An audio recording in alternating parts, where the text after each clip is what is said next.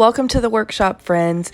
Join us today as we give you a tour and show you our booth setup at Vintage Market Days in Central Georgia. Hi, I'm Ashley. I'm a maker and artist and an avid upcycler.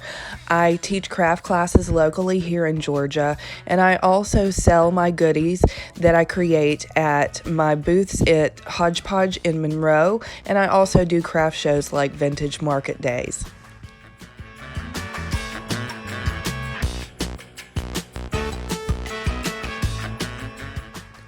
Join me for a behind-the-scenes look at what it takes to set up for a vendor market. It's super important to be unique and stand out against all of these other amazing makers and creators that are at shows like Vintage Market Days. So I put a lot of thought into what my booth is going to look like, the style it's going to have, and the feeling that people will have when they walk into the space.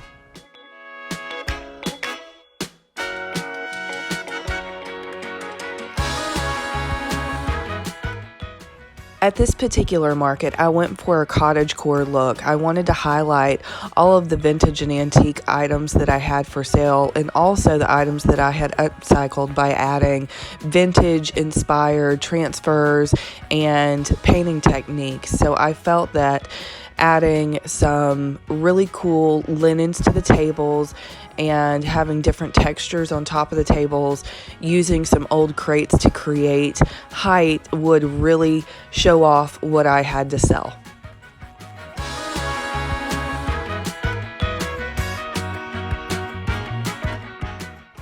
One of my favorite things about shows like this are when some of my repeat customers come and see me year after year.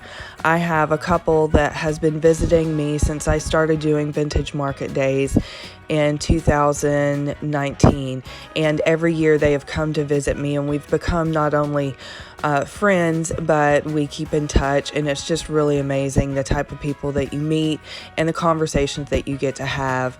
It's just such a wonderful experience.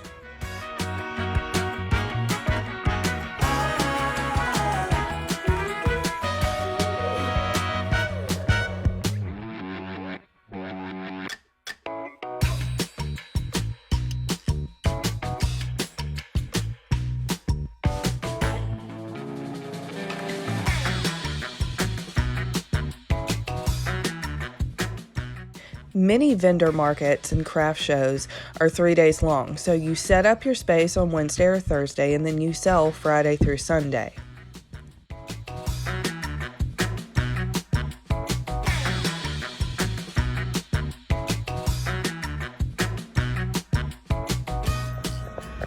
Here is what the booth looks like. I still have to hang my curtain in the back, but I waited until the last minute to just see what it was going to look like behind me, because the other folks on the other side of me had not finished setting up when I left yesterday. So I believe I'm going to hang my curtains right there so I have a nice solid backdrop. But just wanted to give you guys a little look at the goodies I have.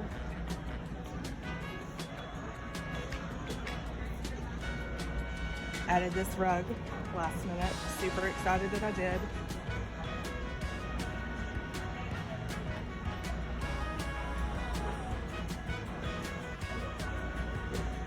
Have these really pretty lanterns. Man, I forgot to bring candles to put in them. Always something. Always forget something.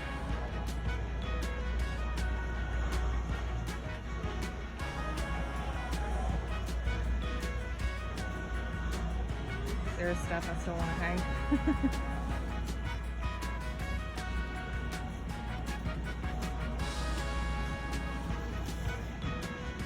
Alright guys, wish us luck.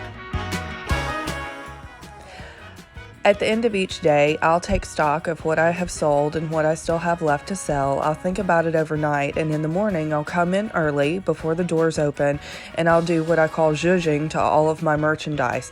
I'll move things around, I'll fill holes, and I'll add merchandise that I didn't have out the day before. This way, people might see something that they missed the day before if they come multiple days. Personal connections are my favorite part of doing vendor markets like this. I met this sweet customer. She saw that I used sheet music in my art. She went home and brought me a ton of sheet music she had in her archives.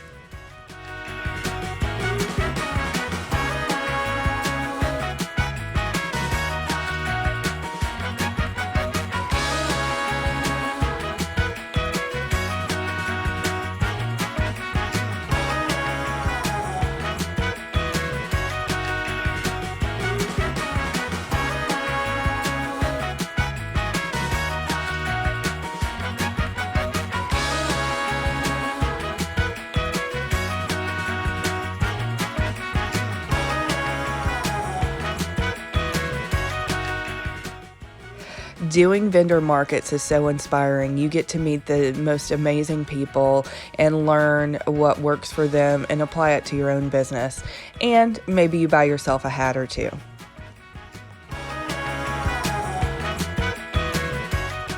Thanks for coming along and seeing what it takes to put a booth together at a vendor market.